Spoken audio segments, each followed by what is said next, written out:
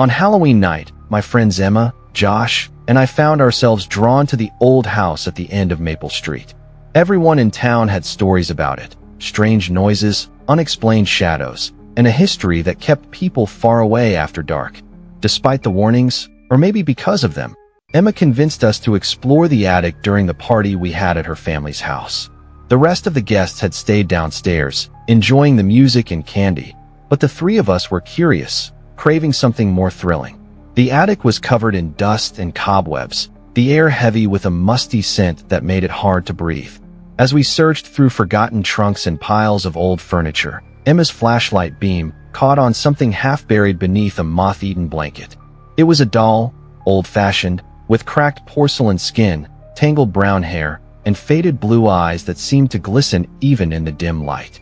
The doll wore a tattered lace dress, stained yellow with age, and its tiny hands were chipped. Emma picked it up carefully, wiping some dust off the face, and a chill ran down my spine. "This must be decades old," she whispered, her voice barely audible. We all felt it, a heaviness settling over the room, like the air itself had thickened.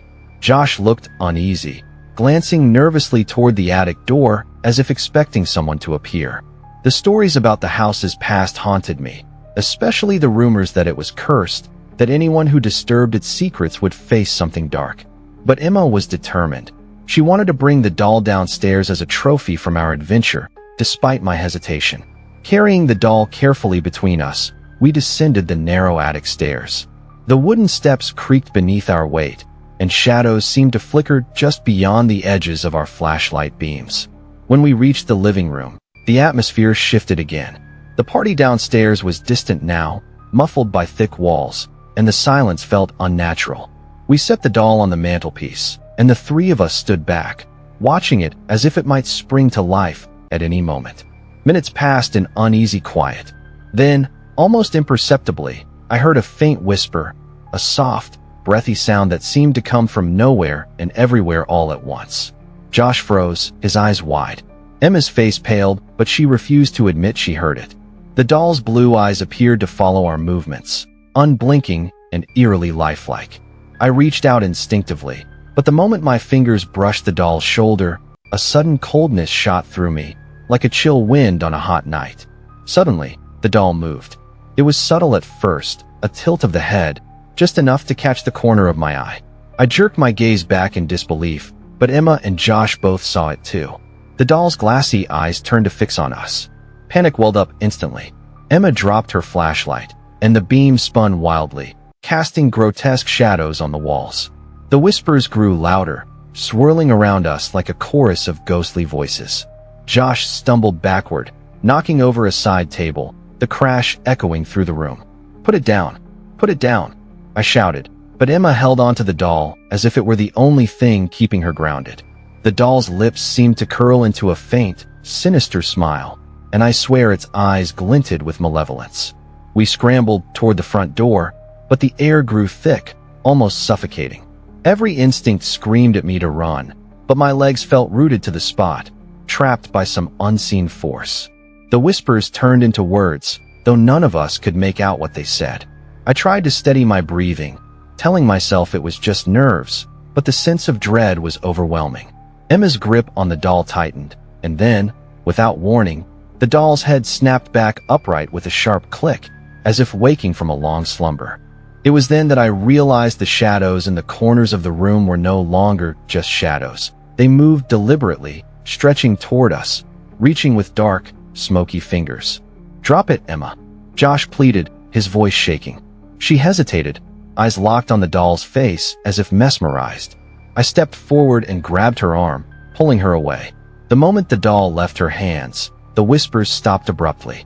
The shadows recoiled, retreating into the corners as if burned by the sudden silence. We didn't wait to see what happened next. Bursting through the front door, we spilled out into the cold night air, the party sounds now a distant hum behind us. None of us spoke for a long moment, each of us catching our breath and trying to make sense of what had just happened. Emma clutched her arms, staring down at where the doll had been, her face pale and shaken. "I don't know what that was," she finally said, voice trembling. "But that doll, there's something wrong with it. Something alive." Josh nodded solemnly. I've never been so scared in my life. It's like it was watching us, waiting for us. I looked back at the house, its windows dark and silent, the porch light flickering as if warning us to stay away. The stories about the old place weren't just rumors, they were warnings. And now, we had disturbed something that shouldn't be disturbed. That night, sleep was impossible. Every creak of the floorboards, every rustle of leaves outside, made me jump. I kept imagining the doll's eyes following me, its smile hidden just beneath the surface, waiting for the next moment to move again. Emma and Josh called me the next day, their voices still shaky, sharing how they felt watched even when far from the house. We agreed to never speak of the doll again, but I knew it wasn't that simple. Something had crossed over from that attic, something that didn't belong here. The weight of what we'd unleashed settled heavily on my chest, a silent warning that Halloween night had changed forever, not just for us, but for whoever dared to cross the threshold of that haunted house. Still, despite every warning, a part of me wondered if we'd return. Because after all, some mysteries, no matter how terrifying, are impossible to resist. Years before the haunted doll and the eerie house at Maple Street, Halloween held a different kind of fear for me. One that came from a childhood dare, a midnight venture into the old cemetery with my cousin Lily. We were both 9, caught up in the thrill of ghost stories told around campfires and the excitement of testing our courage when the moon was high and shadows stretched long. Lily and I had heard the tale of the restless spirit who roamed near the forgotten grave at the far end of the cemetery, a grave no one tended anymore, hidden beneath tangled weeds and broken stones. The story said the spirit was trapped, searching for peace, and anyone who saw it at midnight risked waking it fully. For us, it was the ultimate Halloween challenge. As the clock struck 12, we slipped out of our homes, clutching flashlights and a small bag of candy for bravery. The cemetery was a short walk from Lily's house, but in the stillness of the night, the familiar path felt different, quieter, heavier, like the world was holding its breath.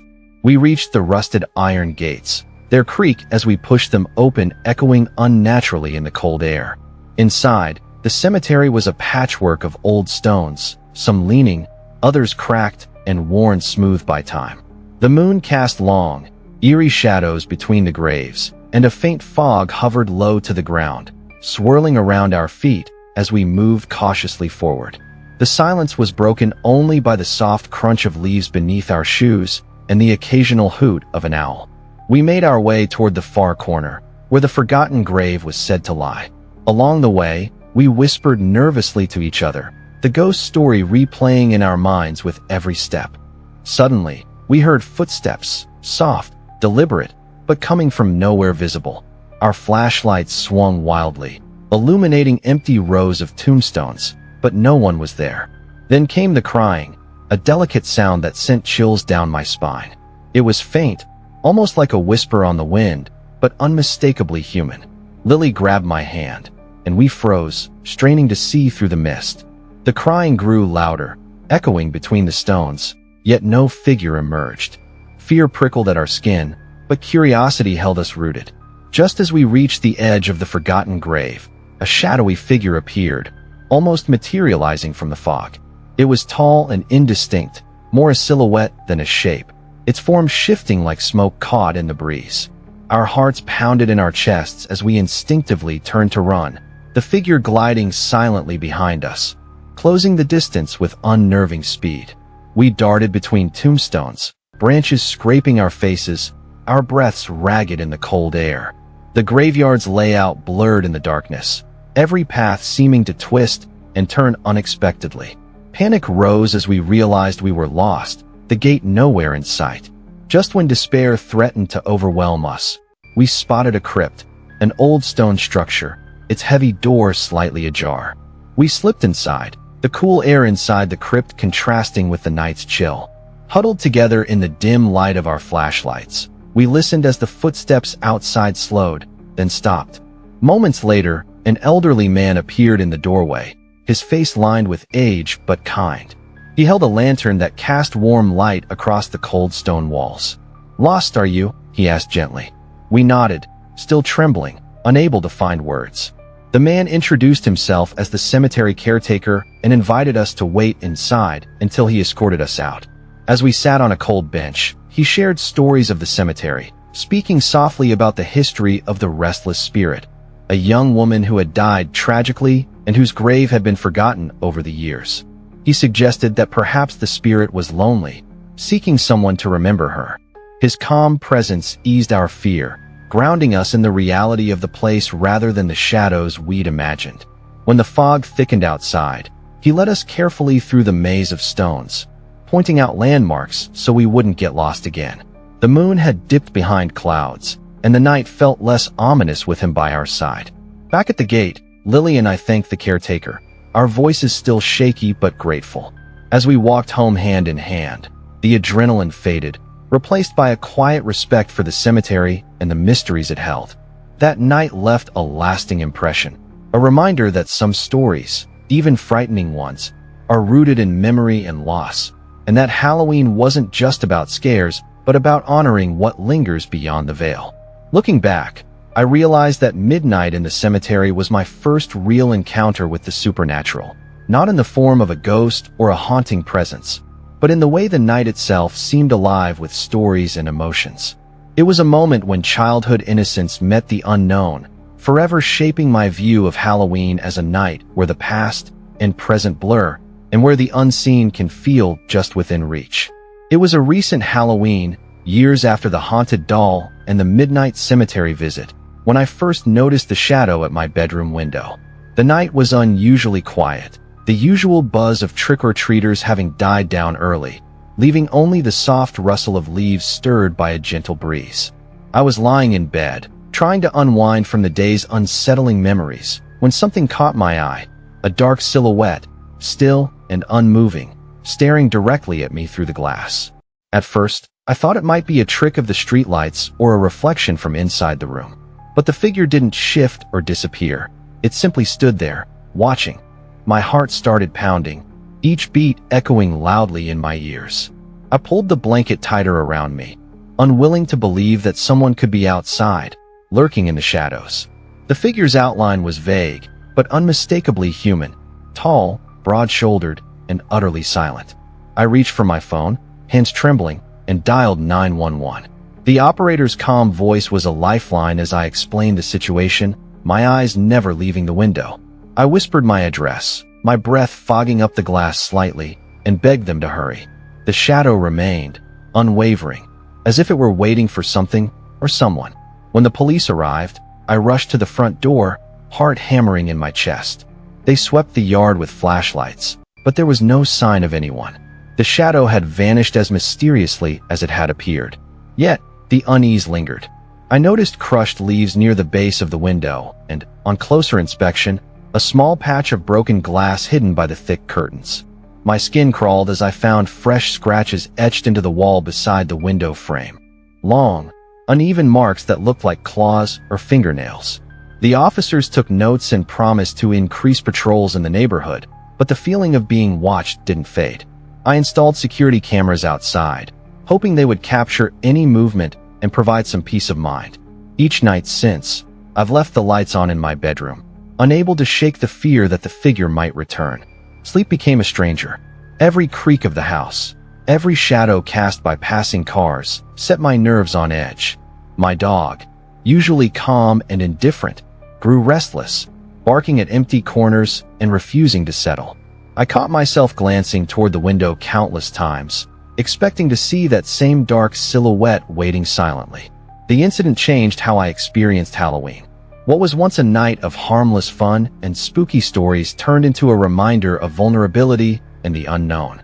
The shadow at the window was a silent intruder, a presence that didn't announce itself with noise or threats, but with the chilling certainty of being watched. In the days that followed, I reviewed the security footage obsessively, hoping to catch a glimpse of the figure. There were fleeting shadows and flickers of movement, but nothing concrete. It was as if the presence existed just beyond the reach of the cameras, a ghost in the digital realm. Despite the police patrols and my own precautions, the feeling never truly left.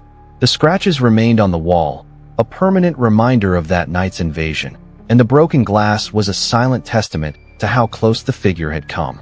I changed my routine, double-locking doors and windows, and avoided looking outside after dark.